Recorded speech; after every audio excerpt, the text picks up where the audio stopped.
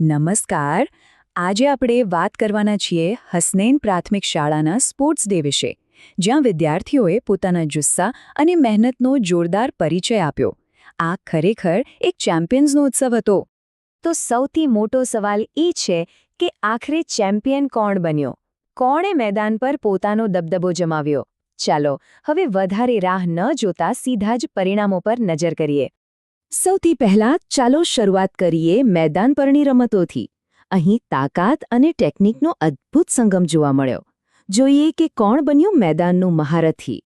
ગોળા ફેંકમાં છોકરાઓમાં ડામર ફૈયાઝ ફેઝાનભાઈએ બાજી મારી અને છોકરીઓમાં અગવાન ફાતિમા સાદિકભાઈ વિજેતા બન્યા.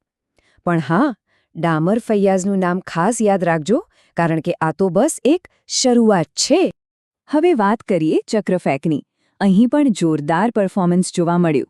છોકરાઓમાં જેઠવા ઇસરાર ઇમ્તિયાઝભાઈ અને છોકરીઓમાં અગવાન હલીમા ઇકરામભાઈએ પોતાની તાકાતનો પરચો આપ્યો. શું શાનદાર પ્રદર્શન હતું!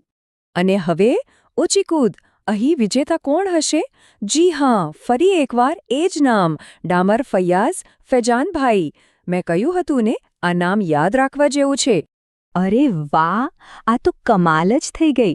લાંબી કૂદમાં પણ ડામર ફૈયાઝ ફૈઝાનભાઈ જ વિજેતા બન્યા છે. ખરેખર આ ખેલાડીમાં કોઈક ખાસ વાત તો છે. 3. આ માત્ર એક આંકડો નથી.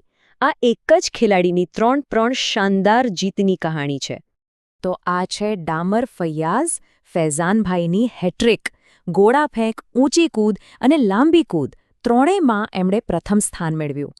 ખરેખર આ એક એવી સિદ્ધિ છે જે તેમની ઓલરાઉન્ડ પ્રતિભા સાબિત કરે છે.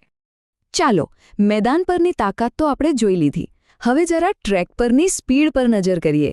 જોઈએ કે કોણે ટ્રેક પર ધૂમ મચાવી. ટ્રેક પર તો જાણે કે આગ લાગી ગઈ હતી. 50 મીટર દોડમાં ડામર ફૈઝ યુસુફભાઈ અને સોખડા નાયરા રાશિદભાઈએ ધમાલ મચાવી. 100 મીટરમાં સોખડા ઝૈદ ફૈસલભાઈ અને મહિડા અસરા અબ્દુલભાઈ સૌથી તેજ દોડ્યા. અને 200 મીટરમાં બાસઠિયા મિઝાન રમીઝભાઈ અને જેઠવા આર્મીન હનીફભાઈ વિજેતા બન્યા. આ બધા જ સ્પીડ સ્ટાર્સને ખૂબ ખૂબ અભિનંદન. હવે વાત કરીએ કેટલીક એવી સ્પર્ધાઓની જે ખૂબ જ મજેદાર હોય છે.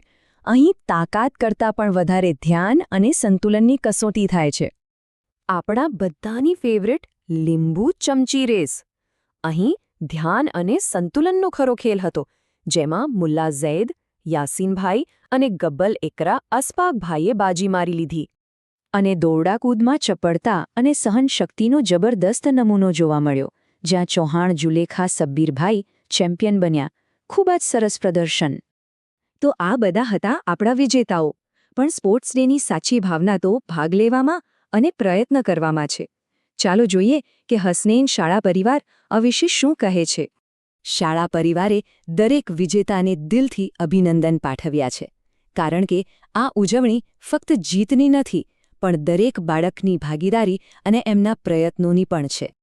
અને અંતે શાળા તરફથી દરેક બાળક માટે એક ખૂબ જ સુંદર દુઆ કે એમનું ભવિષ્ય હંમેશા ઉજ્જવળ રહે, કારણ કે રમતની સ્પર્ધા કરતાં પણ જીવનની સ્પર્ધા વધુ મહત્વની છે. આ બધા પરિણામો જોયા પછી એક સવાલ મનમાં જરૂર થાય છે. શું મેદાન પર મળેલી આ જીત જીવનના મોટા મેદાનમાં સફળ થવા માટેની પ્રેરણા બની શકે છે? આ પ્રશ્ન સાથે આજની વાત અહીં જ પૂરી કરીએ. નમસ્કાર.